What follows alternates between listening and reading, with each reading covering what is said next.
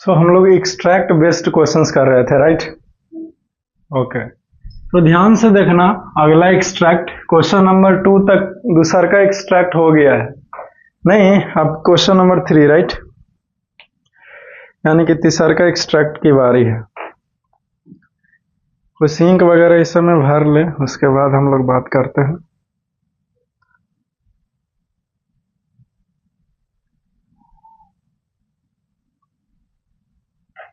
ठीक है, इंक चला गया, राइट?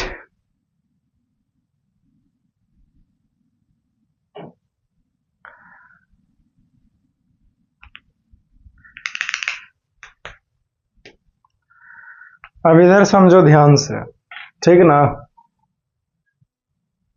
तीसरा का एक्सट्रैक्ट देखिए, question number 3, right? Question number 3 है, don't bite your nails Amanda. Don't bite your nails Amanda, ठीक ना?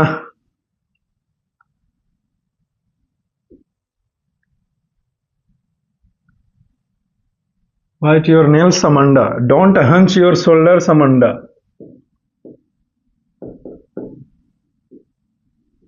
Hunch your shoulders,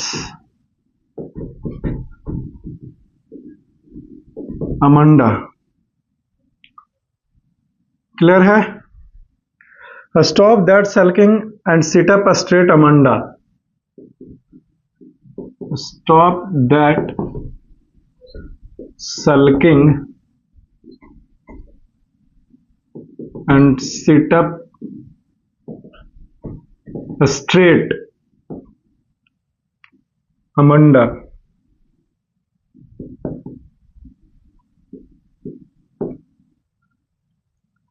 क्लियर है? तो क्वेश्चन नंबर 1 यहां पे दिया हुआ है, who speaks these lines? Who speaks these lines? Clear? Question number 2. What does she notice?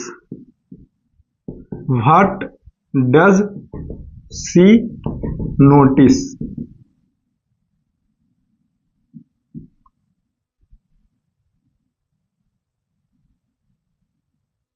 Question number 3 देखिए, व्हाट एडवाइस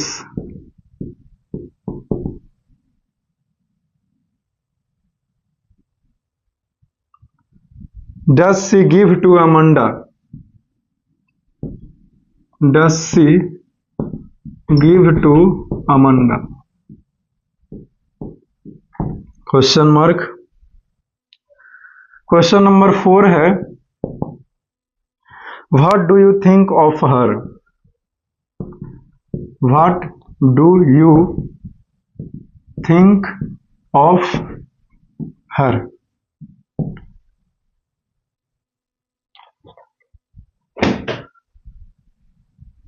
क्लियर है? Who speaks these lines? सबसे पहले इस पोम को, इस एक्सट्रैक्ट को समझिए, ठीक ना? एक्सट्रैक्ट है हमारा कि don't bite your nails Amanda. Amanda को इंस्ट्रक्शंस यानी कि यहाँ पे एडवाइस दिया जा रहा है, बोला जा रहा है कि नाखून मत काटो अमंडा। डोंट हंच, हंच का मतलब हुआ बेंट, मोड़ देना। तो don't hunch your shoulders Amanda, अपने शोल्डर्स को झुका करके मत बैठो। हंच का मतलब होता है ये, ठीक है, ऐसे करके, ठीक ना? तो ये ऐसे करने से मना कर रहे हैं। शोल्डर्स को मत झुकाओ Amanda. Stop that sulking and sit up straight. Sulking का मतलब हुआ इस तरह से एकदम आड़ करके बैठना कि ऐसा दिखाए कि आप बहुत ज्यादा थके हुए हैं और आलसी हैं। तो इस तरीके से बैठेगा ना, तो इसी को क्या कहा जाता है? सल्किंग कहा जाता है। क्लियर है? तो वहीं कहा कि स्टॉप दैट सल्किंग, कि आड़ करके बैठना बंद करो और सिट अप स्ट्रेट, एकदम सीधा होकर के बैठो अमंडा। क्लियर है? तो ये लाइन जो है वो अमंडा को बोला जा रहा है। तो कौन बोल रहा है? तो अमंडा के मदर बोल रही है कि नहीं? तो पहला का आंसर हो जाएगा हु स्पीक्स, कौन बोल रहा है? तो यहां पे आंसर में हो जाएगा मदर ऑफ अमांडा। चलो खत्म हो गया छोटू, ठीक है।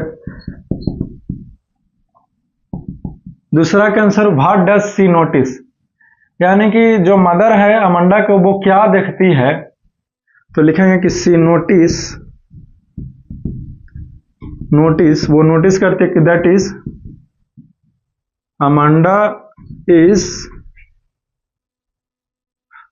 is hunching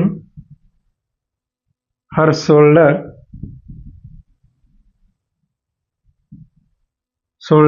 and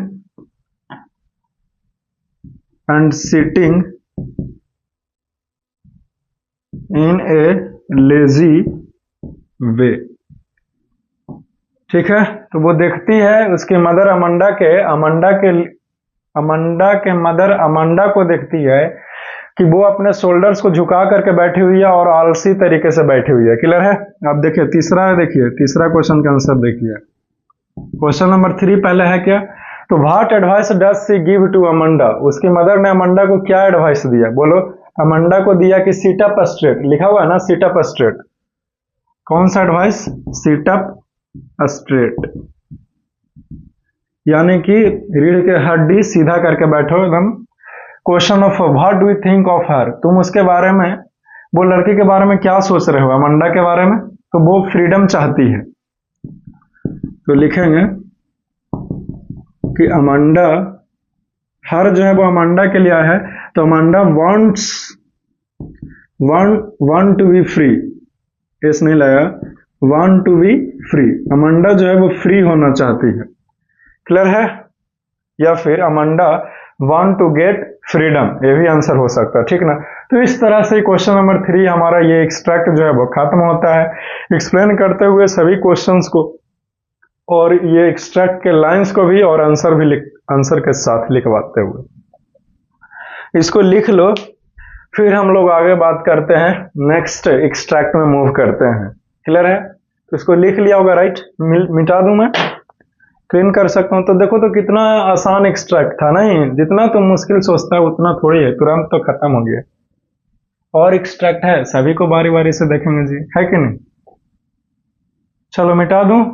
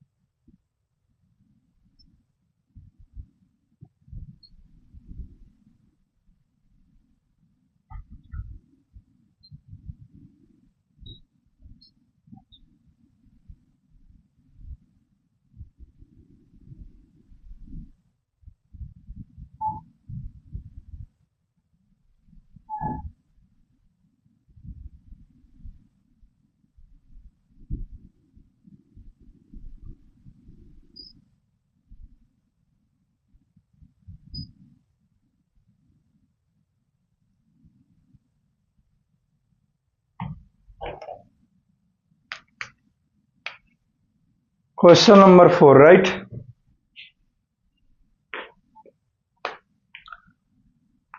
question number 4 है,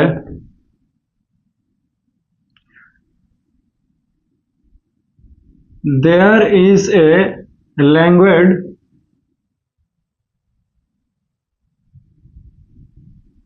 languid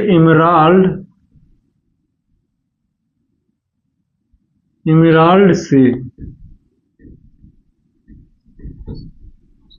There is a languid emerald sea where the sole inhabitant is me. Where the sole inhabitant is me. Clear? ठीक है। A mermaid drifting blissfully.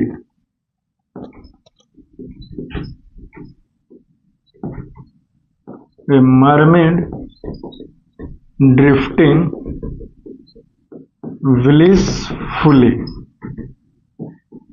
ठीक है, क्वेश्चन नंबर 1 देखो, whose words are these, whose words are these. Who is a mermaid, who is a mermaid. Question number 3 देखो, why does the person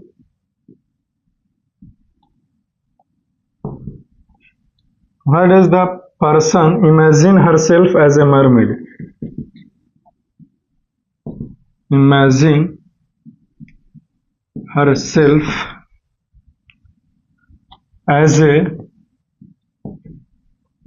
mermaid. Clear. Question number 4 है, what do you mean by, what do you mean by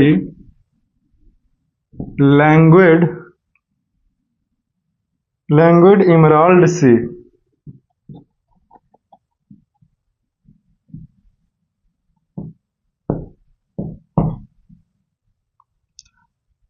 ठीक है, ये question है।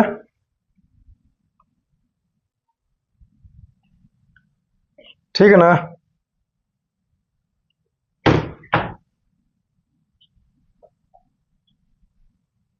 बारी बारी से देखिए इसको। ठीक है, क्वेश्चन है कि देयर इज ए लैंग्वेड इमराल्ड सी।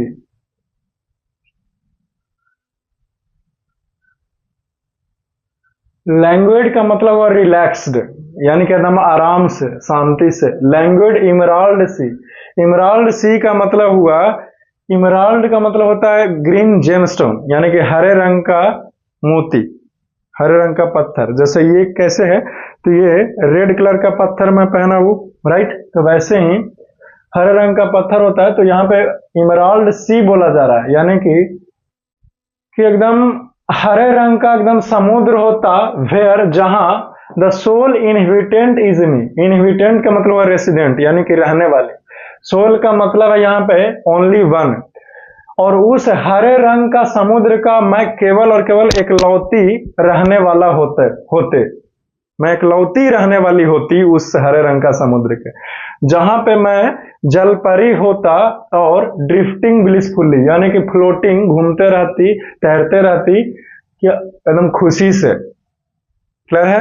तो अमांडा का इच्छा यहाँ पे बताया जा रहा है कि वो अपने आप को एक जलपरी मानती है और कहती है कि काश एक हरे रंग का समुद्र रहता जहां का मैं एक लौता जलपरी होते, और खुशी से एकदम इधर उधर मूव करते, जिधर मन है उधर जाते, एकदम शांति ही शांति होता, कोई कुछ तंग नहीं करने वाला, टॉर्चर करने वाला नहीं, गाइडेंस देने वाला नहीं। समझ में आ गया। क्वेश्चन करते हैं, हुज वर्ड्स आर दिस। ये शब्द किसका है, तो अमांडा का है। तो पहला का आंसर हो जाएगा एक लाइन में ही अमांडा। क्या हो जाएगा, अमांडा हो जाएगा। ठीक है। अब दूसरा देखो, दूसरा क्वेश्चन है हमारा कि who is a mermaid. Mermaid कौन है भाई, तो अमांडा है। अमांडा ना अपने आप को मरमिड मार रही है।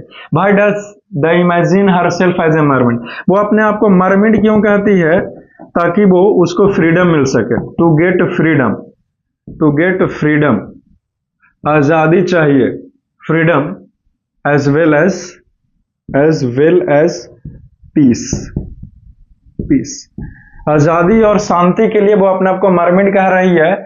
लैंग्वेड इमराल्ड सी का मतलब क्या हुआ, बोलिए। लैंग्वेड इमराल्ड सी का मतलब हुआ that there is a green colored sea where Amanda can live in a relaxed and calm way। Emerald sea का मतलब हुआ हरे रंग का समुद्र होता जहां पे अमांडा जो है वो रिलैक्स होकर के रहती, किसी भी चीज का कोई टेंशन नहीं रहता। तो इसी के साथ जो है वही क्वेश्चन नंबर 4 खत्म होता है। एक्सट्रैक्ट है हमारा, बहुत डिटेल में आंसर के साथ लिखाते बताते हुए। आप लोग इसको जो है वो लिख लीजिए। क्लियर है? क्या तुमने इसको लिखा है? अगर हाँ तो मैं इसको मिटाना चाहूंगा, है ना, ताकि और भी कुछ लिखा सकूं। राइट,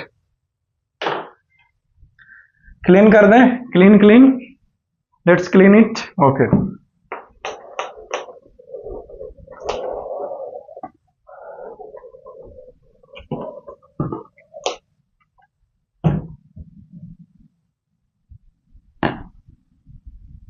क्लीन ना।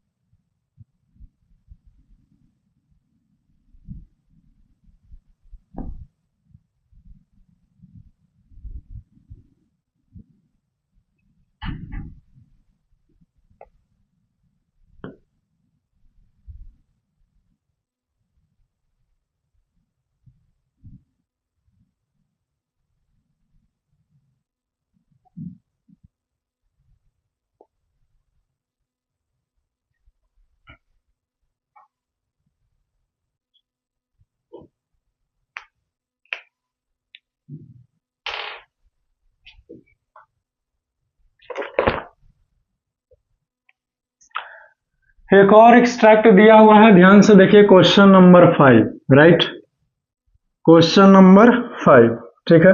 Don't eat that chocolate, eat that chocolate Amanda.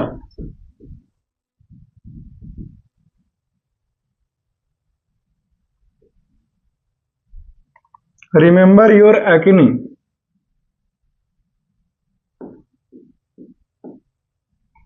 remember your acne amanda।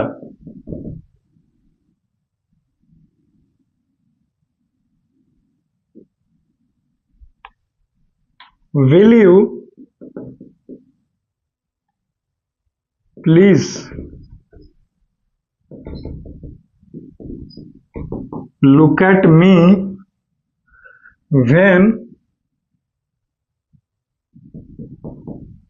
I'm speaking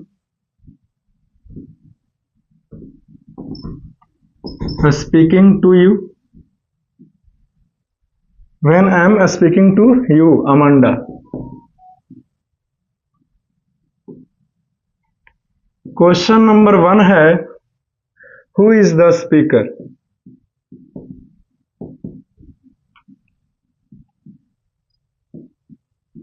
who is the speaker?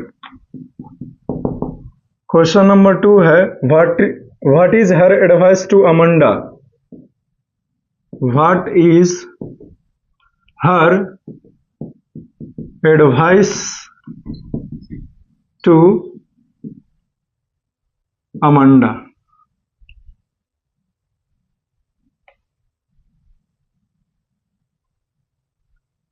What is her advice to, question mark होगा इसमें, दिया क्यों नहीं है भाई? शायद छूटे होगा। देखो क्वेश्चन नंबर 3,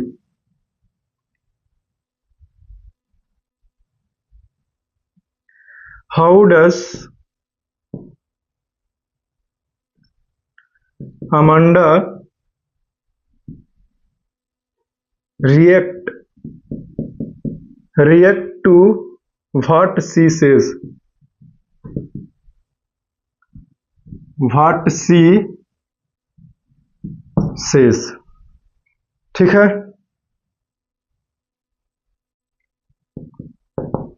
क्वेश्चन नंबर 4 है, why do you think Amanda pays no heed to her words.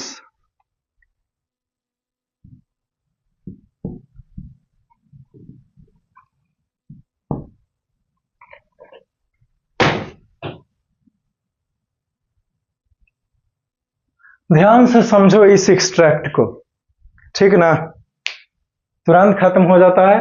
बोला गया कि don't eat that chocolate Amanda, Amanda तुम चॉकलेट मत खाओ, रिमेंबर योर एक्ने अमंडा, तुमको पता है ना, तुम अपने मुहासे को याद करो, पिंपल्स को याद करो कि जब तुम चॉकलेट खाती हो तो तुमको पिंपल हो जाता है, तुमको चॉकलेट नहीं खाना, चॉकलेट से एलर्जी है तुमको। आगे बोला गया कि will you please look at me, क्या तुम मेरी तरफ देखोगी, when I am speaking to you, जब मैं तुमसे बात कर रहा हूं तो, अमंडा जब क्या तुम मेरे तरफ देखोगी अमंडा जब हम तुमसे बात करें तो। यानी कि इस बच्ची को इतना डांटा जा रहा है कि ये ध्यान तक नहीं दे रही है उसके तरफ, देख तक नहीं रही है कि नहीं। यही कहने का मतलब है who is the speaker, speaker कौन है, ये लाइन जो है वो अमंडा को कौन बोल रहा है, तो अमंडा के ऑफ कोर्स कोई मदर ही बोल रही होगी, राइट। तो लिखेंगे मदर ऑफ अमंडा, क्या लिखेंगे, मदर ऑफ अमंडा। क्लियर, खत्म हो गया जी। क्वेश्चन नंबर 2 है what is her advice to Amanda, Amanda के लिए क्या एडवाइस है, तो अमंडा के लिए एडवाइस है कि डोंट ईट चॉकलेट, चॉकलेट नहीं खाना है, ठीक है, यही एडवाइस है। क्वेश्चन नंबर 3 का आंसर देखो, how does Amanda react to what she says, जो कुछ भी वो कहती है अमंडा कैसे रिएक्ट करती है, तो Amanda react her react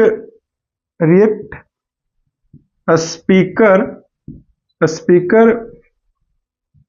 bye ignoring them, तो जो स्पीकर बोल रहा है अमंडा से, अमंडा का रिएक्शन यही है कि उस चीज को इग्नोर करती है, वो ध्यान नहीं देती है उसके बातों पर, ठीक है। क्वेश्चन नंबर 4 है why do you think Amanda pays no heed to her words, तुमको ऐसा क्यों लगता है कि अमंडा जो है वो उसकी बातों पर कुछ ध्यान ही नहीं दे रही है, क्योंकि ये अपना इमेजिनेशन वर्ल्ड में खोई हुई है। लिखेंगे because Amanda has losted in her imagination world, अपना कल्पना वाला दुनिया में वो खोई हुई है, इसीलिए कोई ध्यान ही नहीं दे रही है। चलो इसी के साथ जो है वो ये खत्म होता है, ये एक्सट्रैक्ट आपका खत्म हुआ, बहुत डिटेल में बताते हुए क्वेश्चन आंसर और एक्सट्रैक्ट को एक्सप्लेन कराते हुए और लिखाते हुए, ठीक है। इसको लिख लीजिए फिर मिटा के मैं आगे मूव करता हूं, क्लियर, ओके, ठीक है ना।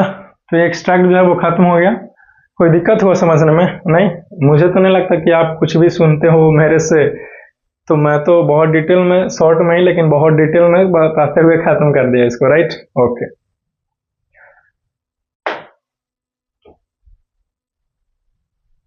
मिटा दूं,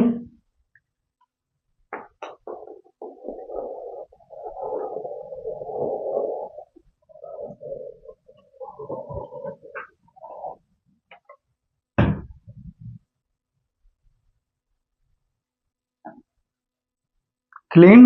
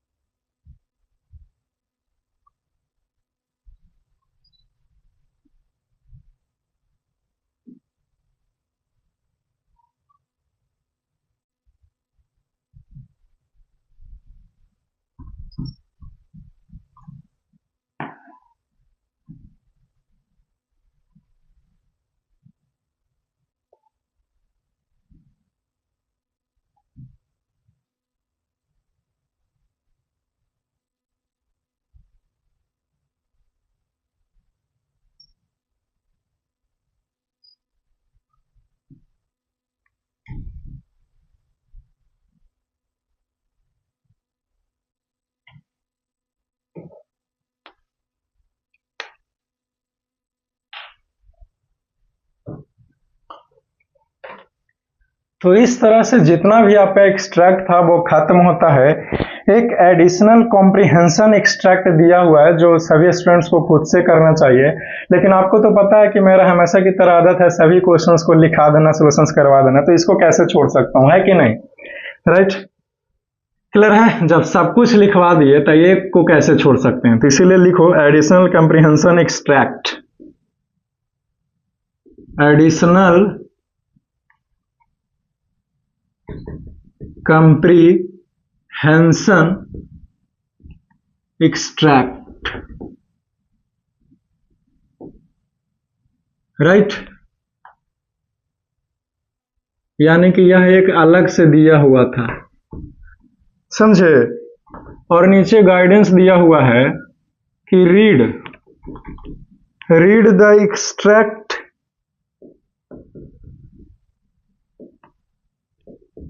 extract given below and answer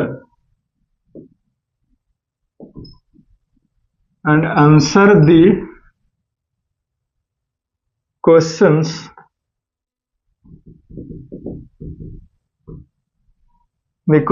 that follow.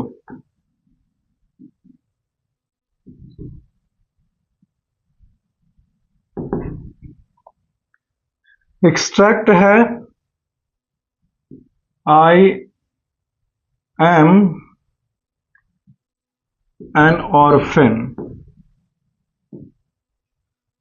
roaming the street.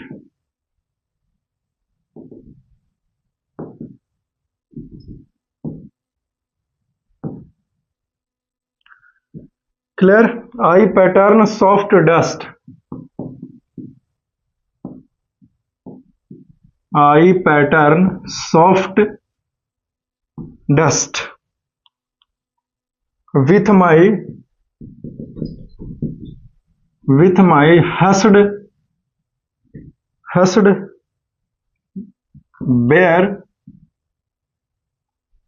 bare feet.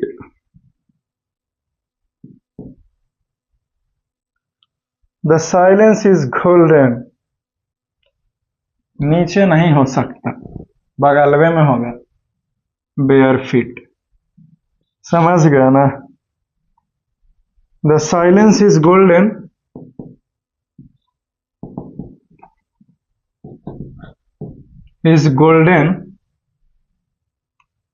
The freedom is sweet, the freedom is sweet. Clear है? क्वेश्चन नंबर आप 1 देखो, who considers herself as an orphan? Who considers herself as an orphan? ठीक है। दूसरा देखिए, what makes हर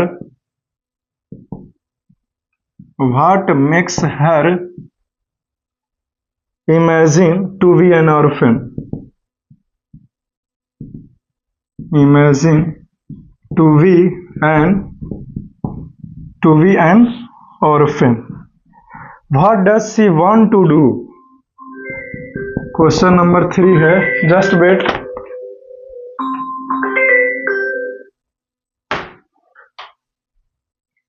ऐसे ही spammers का call आते रहता है फालतू। क्वेश्चन नंबर 3 है, what does she want to do? What does she want to do? ठीक है, explain the last line.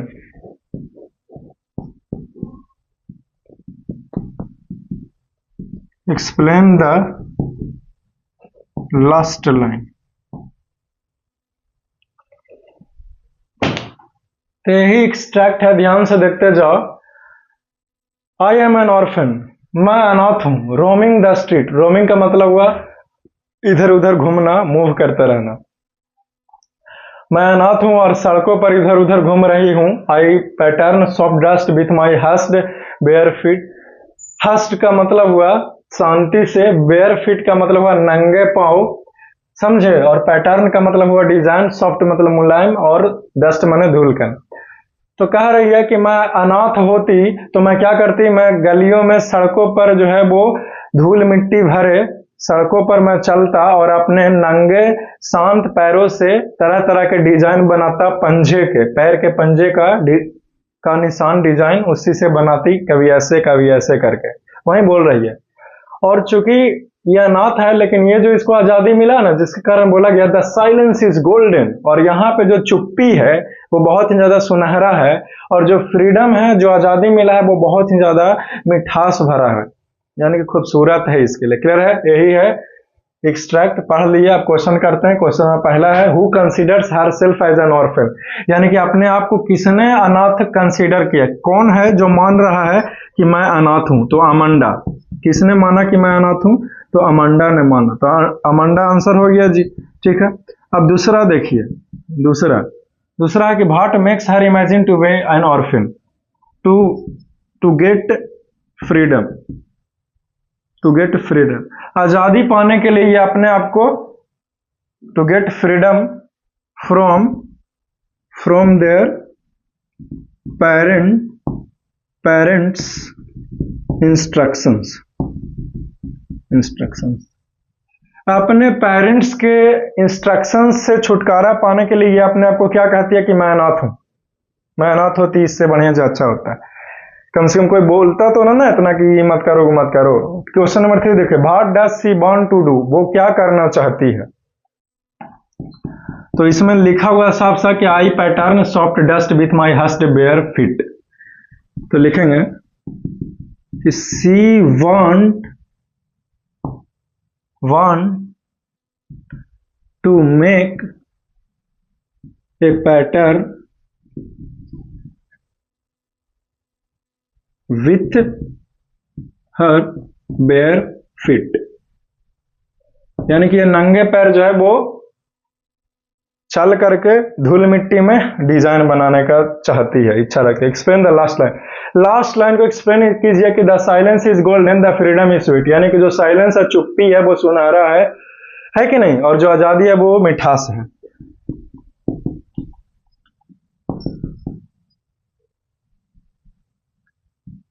To every child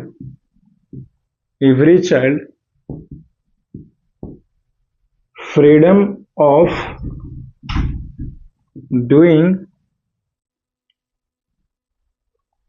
anything else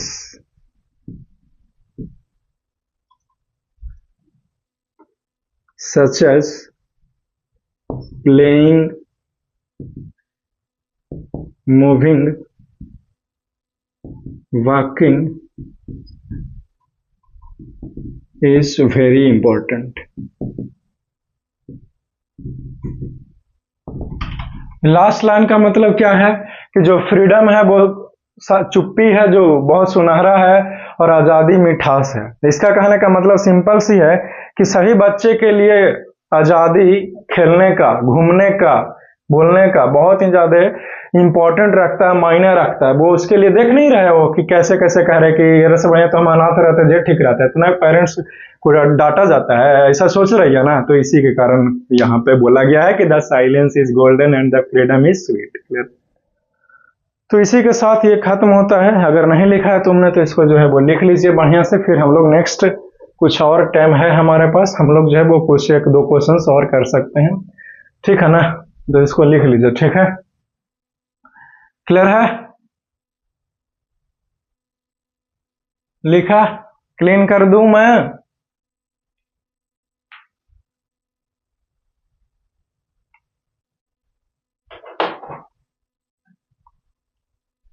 मिटा रहा हूं मैं, ठीक ना, कोई दिक्कत है ये नहीं है तो फिर लेट सीरियस इट।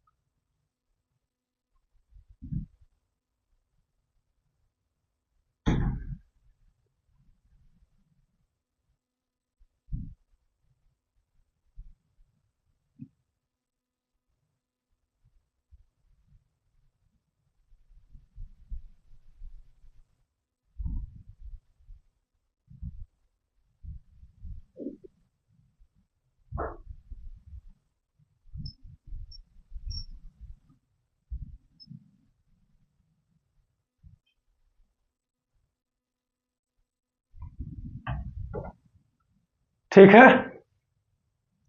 हिचकिच, विक्स की गोली खाओ। एनीवेज, अब देखो यहाँ पे ध्यान से, आंसर द क्वेश्चंस। यहाँ पे क्वेश्चन आंसर अब आ गया, ठीक ना।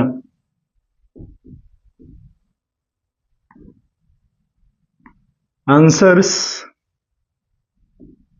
The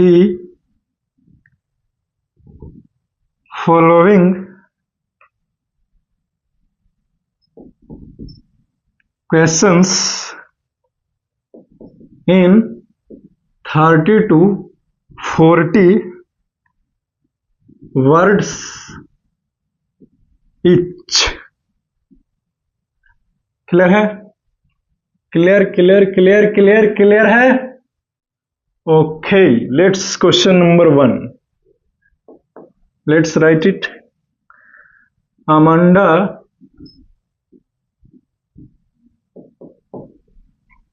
imagines herself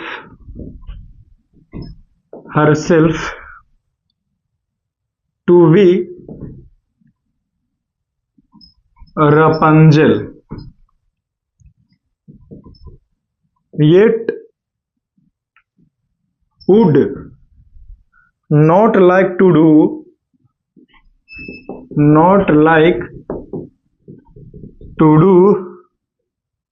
what all she did,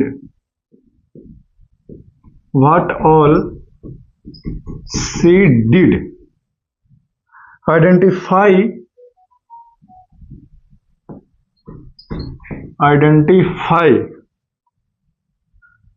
and state the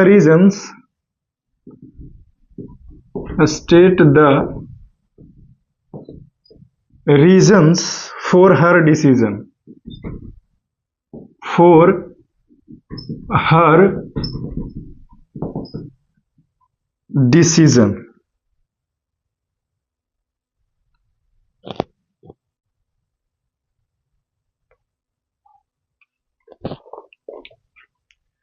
ये क्वेश्चंस है हमारे। आपको क्वेश्चन समझ में आए? नहीं आए तो मैं किस दिन काम आऊंगा, है कि नहीं? आविष्कारी लाल क्या आविष्कार ले है वो क्या? ठीक है, ध्यान दीजिए इधर। क्लियर है? क्वेश्चन नंबर 1 है कि Amanda imagines herself to be Rapunzel. अमांडा अपने आप को कहती है कि मैं रपुंजल हूं, रपुंजल की तरह होती, काश मैं रपुंजल होती। Yet would not like to do what all she did, लेकिन रपुंजल की तरह ये अमांडा नहीं करती जो रपुंजल ने किया था। Identify and state the reasons for her decision.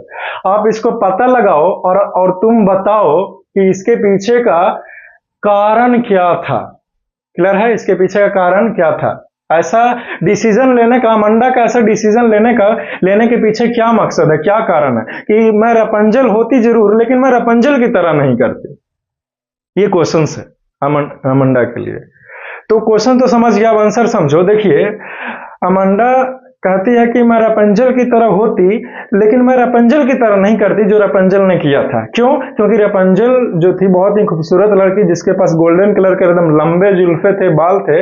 उसने क्या किया कि अपने बाल को नीचे की थी और एक लड़का उसके बाल को पकड़ करके उसके कमरे में आया और उस रपुंजल को बचा करके लेके चला गया। लेकिन ये अमांडा जो है वो अपने लंबे बाल को कभी भी नीचे की ओर नहीं करती कि हमको इस टावर से आजाद होना, क्योंकि रपुंजल को तो एक डायन ने जंगल के ठीक बीचों बीच में एक सोलिटरी टावर में कैद करके रखा था ना। तो ये कहती है ना अमांडा के टावर का जिंदगी एकदम कितना शांति वाला, एकदम चारों तरफ पेड़, एकदम हरियाली हरियाली, एकदम शांति ही शांति, है कि नहीं? तो मैं रपुंजल की तरह अपना बाल नीचे नहीं करती कि कोई मेरे को छुड़ा के लेके जाए, मैं वहां पे खुशी खुशी रहती। ये कहना चाहती है अमांडा। क्लियर है? आंसर खत्म हो गया छोटू। क्लियर है? Is it clear now? Okay, तो इसी चीज को जो है वो आंसर के रूप में लिख लेगा, है ना।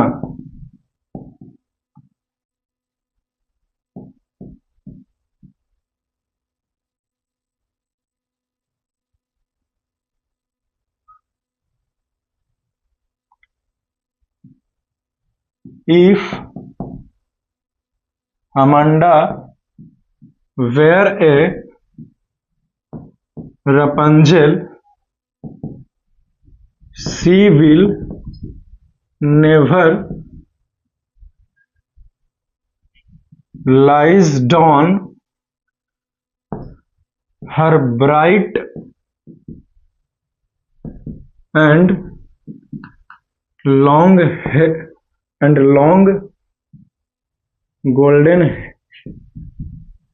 golden hair to escape from tower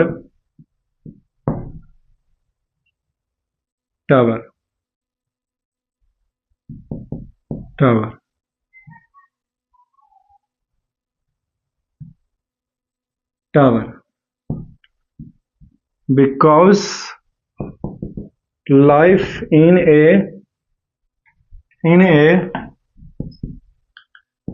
tower is rare and very calm। ठीक है,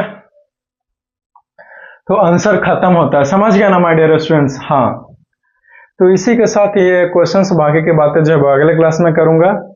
ठीक है, ये शायरी उस लड़के के लिए जो प्यार में दिल लुटवा करके मरना चाहता है। ठीक है, तो शायरी ये है कि याद करोगी तुम गुजरे जमाने को, फिर तरसोगी हमारी एक मुलाकातें के लिए।